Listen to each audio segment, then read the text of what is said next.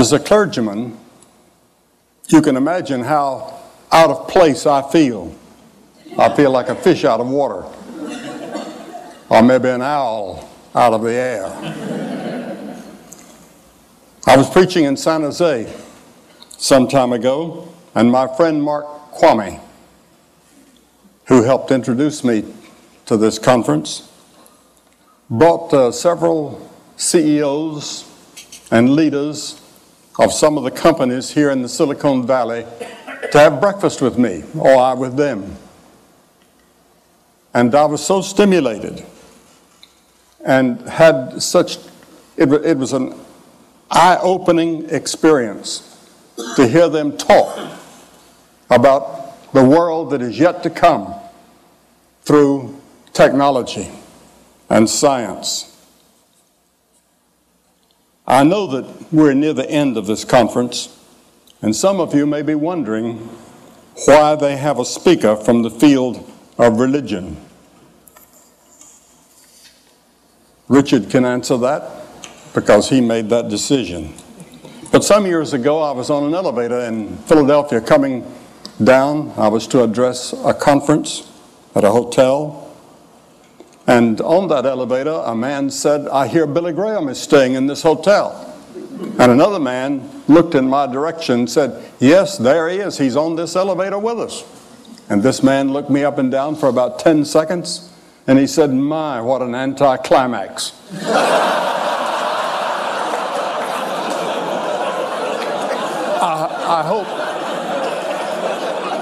I hope that you won't feel that these few moments with me is an anticlimax. After all this tremendous talks that you've heard and addresses, which I intend to listen to every one of them.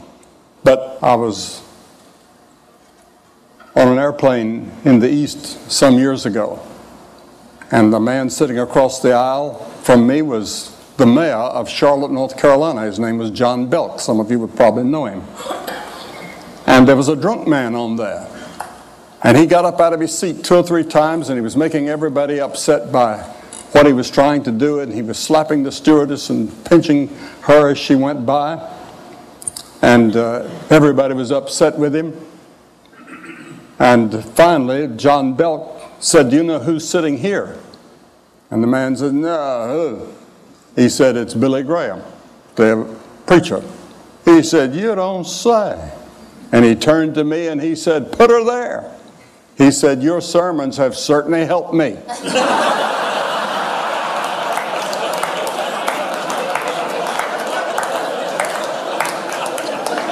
And I suppose that that's true with thousands of people.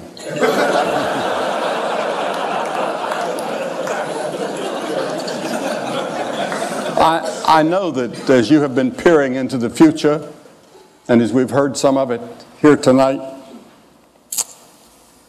I would like to live in that age and see what is going to be. But I won't, because I'm 80 years old. This is my 80th year, and I know that my time is brief. I have phlebitis at the moment in both legs, and that's the reason I had to have a little help in getting up here, because I have Parkinson's disease in addition to that, and some other problems that I won't talk about. But this is not the first time that we've had a technological revolution. We've had others. And there's one that I want to talk about. In one generation, the nation of the people of Israel had a tremendous and dramatic change that made them a great power in the Near East. A man by the name of David came to the throne, and King David became one of the great leaders of his generation. He was a man of tremendous leadership. He had the favor of God with him.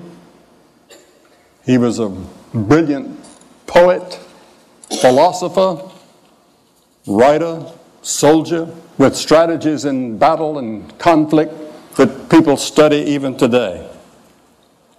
But about 2 centuries before David, the Hittites had discovered the secret of smelting and processing of iron. And slowly that skill spread, but they wouldn't allow the Israelis to look into it or to have any. But David changed all of that. And he introduced the Iron Age to Israel. And the Bible says that David laid up great stores of iron, in which archaeologists have found that in present-day Palestine, there are evidences of that generation. Now, instead of crude tools made of sticks and stones, Israel now had iron plows and sickles and hoes and military weapons. And in the course of one generation, Israel was completely changed. The introduction of iron in some ways had an impact, a little bit like the microchip has had on our generation.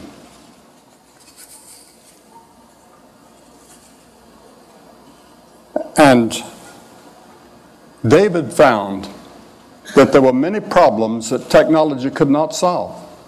There were many problems still left. And they're still with us. And you haven't solved them. And I haven't heard anybody here speak to that. How do we solve these three problems that I'd like to mention? The first one that David saw was human evil. Where does it come from? How do we solve it? Over again and again in the Psalms, which Gladstone said was the greatest book in the world, David describes the evils of the human race. And yet he says, He restores my soul. Have you ever thought about what a contradiction we are? On one hand, we can probe the deepest secrets of the universe and dramatically push back the frontiers of technology, as this conference vividly demonstrates. We've seen under the sea, or 3 miles down, or galaxies hundreds of billions of years out in the future. But on the other hand, something is wrong. Our battleships, our soldiers are on a frontier now almost ready to go to war with Iraq. Now, what causes this? Why do we have these wars in every generation and in every part of the world, and revolutions? We can't get along with other people, even in our own families. We find ourselves in the paralyzing grip of self-destructive habits we can't break. Racism and injustice and violence sweep our world, bringing a tragic harvest of heartache and death. Even the most sophisticated among us seem powerless to break this cycle. I would like to see Oracle take up that, or some other technological geniuses work on this. How do we change man so that he doesn't lie and cheat, and our newspapers are not filled with stories of fraud in business or labor or athletics or wherever? The Bible says the problem is within us, within our hearts and our souls. Our problem is that we're separated from our Creator, which we call God. And we need to have our souls restored, something only God can do. Jesus said, "For out of the heart come evil thoughts, murders, sexual immorality, theft, false testimony, slander." The British philosopher Bertrand Russell was not a religious man, but he said, it's in our hearts that the evil lies, and it's from our hearts that it must be plucked out. Albert Einstein, I was just talking to someone when I was speaking at Princeton, and I met Mr. Einstein. He didn't have a doctor's degree because he said nobody was qualified to give him one. But he made this statement. He said, it's easier to denature plutonium than to denature the evil spirit of man. And many of you, I'm sure, have thought about that and puzzled over it. You've seen people take beneficial technological advances, such as the internet we've heard about tonight, and twist them into something corrupting. You've seen brilliant people devise computer viruses that bring down whole systems. The Oklahoma City bombing was simple technology, horribly used. The problem is not technology. The problem is the person or persons using it. King David said that he knew the depths of his own soul. He couldn't free himself from personal problems and personal evils that included murder and adultery.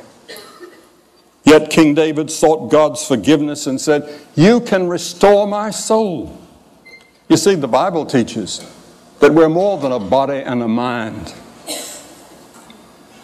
We are a soul. And there's something inside of us that is beyond our understanding. That's the part of us that yearns for God or something more than we find in technology. Your soul is that part of you that yearns for meaning in life and which seeks for something beyond this life. It's the part of you that yearns really for God. I find young people all over the world are searching for something. They don't know what it is. I speak at many universities, and I have many questions and answer periods, and whether it's Cambridge or Harvard or Oxford, I've spoken at all those universities. I'm going to Harvard in about it's about 2 months from now to give a lecture. And I'll be asked the same questions that I was asked the last few times I've been there. And it'll be on these questions. Where did I come from? Why am I here? Where am I going? What's life all about? Why am I here? Even if you have no religious belief, there are times when you wonder that there's something else. Thomas Edison also said, when you see everything that happens in the world of science and in the working of the universe, you cannot deny that there's a captain on the bridge. I remember once I sat beside Mrs. Gorbachev at a White House dinner. I went to Ambassador Dobrynin, whom I knew very well, and I'd been to Russia several times, under the communists, and they'd given me marvelous freedom that I didn't expect. And I knew Mr. Dobrynin very well, and I said, I'm going to sit beside Mrs. Gorbachev tonight. What should I talk to her about? And he surprised me with the answer. He said, talk to her about religion and philosophy. That's what she's really interested in. I was a little bit surprised, but that evening, that's what we talked about. And it was a stimulating conversation. And afterwards she said, you know, I'm an atheist, but I know that there's something up there higher than we are. The second problem that King David realized he could not solve was the problem of human suffering. Writing the oldest book in the world was Job. And he said, man is born into trouble as the sparks fly upward. Yes, to be sure, science has done much to push back certain types of human suffering. But in a few months, I'll be 80 years of age. I admit that I'm very grateful for all the medical advances that have kept me in relatively good health all these years. My doctors at the Mayo Clinic urged me not to take this trip out here to be here. I haven't given a talk in nearly 4 months. And when you speak as much as I do, 3 or 4 times a day, you get rusty. That's the reason I'm using this podium and using these notes. Every time you ever hear me on the television or somewhere, I'm ad-libbing. I'm not reading. I never read an address. I never read a speech or a talk or a lecture. I talk ad lib. But tonight I've got some notes here so that if I begin to forget, which I do sometimes, I've got something I can turn to. But even here among us, in the most advanced society in the world, we have poverty. We have families that self-destruct, friends that betray us, unbearable psychological pressures bear down on us. I've never met a person in the world that didn't have a problem or a worry. Why do we suffer? It's an age-old question that we haven't answered. Yet David again and again said that he would turn to God. He said, "The Lord is my shepherd." The final problem that David knew he could not solve was death. Many commentators have said that death is the forbidden subject of our generation. Most people live as if they're never going to die. Technology projects the myth of control over our mortality. We see people on our screens. Marilyn Monroe is just as beautiful on the screen as she was in person. And many young people think she's still alive. They don't know that she's dead. Or Clark Gable, or whoever it is, the old stars. They come to life, and they're just as great on that screen as they were in person. But death is inevitable. I spoke some time ago to a joint session of Congress last year, and we were meeting in that room, the stature room. About 300 of them were there. And I said, there's one thing that we have in common in this room, all of us together, whether Republican or Democrat, or whoever. I said, we're all going to die. And we have that in common with all these great men of the past that are staring down at us. And it's often difficult for young people to understand that. It's difficult for them to understand that they're going to die. As the ancient writer of Ecclesiastes wrote, he said, there's every activity under heaven. There's a time to be born, and there's a time to die. I've stood at the deathbed of several famous people whom you would know. I've talked to them. I've seen them in those agonizing moments when they were scared to death. And yet, a few years earlier, death never crossed their mind.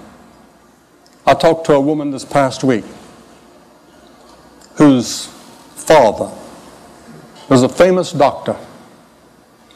She said he never thought of God, never talked about God, didn't believe in God. He was an atheist.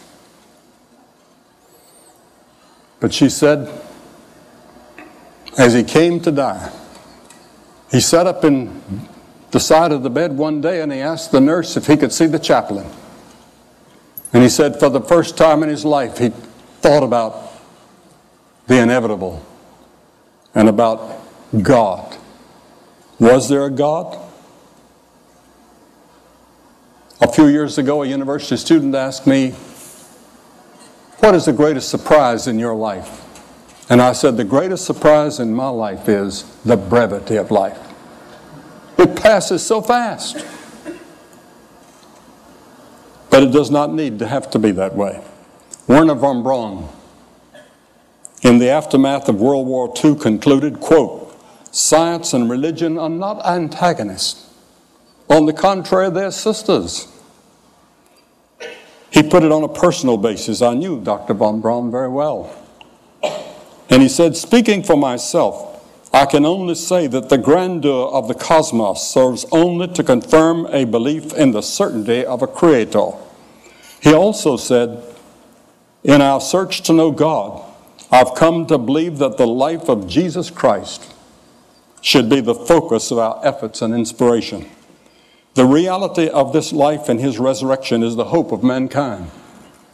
I've done a lot of speaking in Germany and in France and in different parts of the world, 105 countries it's been my privilege to speak in. And I was invited one day to visit Chancellor Adenauer, who was looked upon as sort of the founder of modern Germany since the war.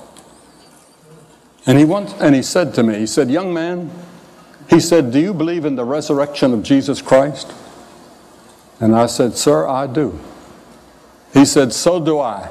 He said, when I leave office, I'm going to spend my time writing a book on why Jesus Christ rose again and why it's so important to believe that. In one of his plays, Alexander Solzhenitsyn depicts a man dying who says to those gathered around his bed, "The moment when it's terrible to feel regret is when one is dying. How should one live in order not to feel regret when one is dying?"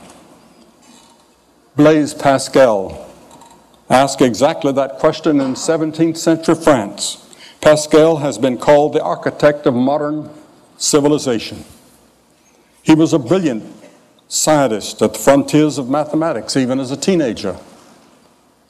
He is viewed by many as the founder of the probability theory and a creator of the first model of a computer. And of course, you're all familiar with the computer language named for him. Pascal explored in depth our human dilemmas of evil, suffering, and death.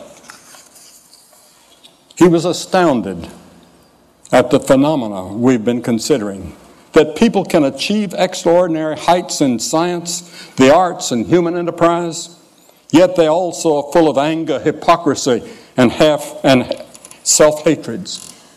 Pascal saw us as a remarkable mixture of genius and self-delusion. On November 23rd, 1654, Pascal had a profound religious experience. He wrote in his journal these words, "I submit myself absolutely to Jesus Christ, my Redeemer." A French historian said 2 centuries later, "Seldom has so mighty an intellect submitted with such humility to the authority of Jesus Christ."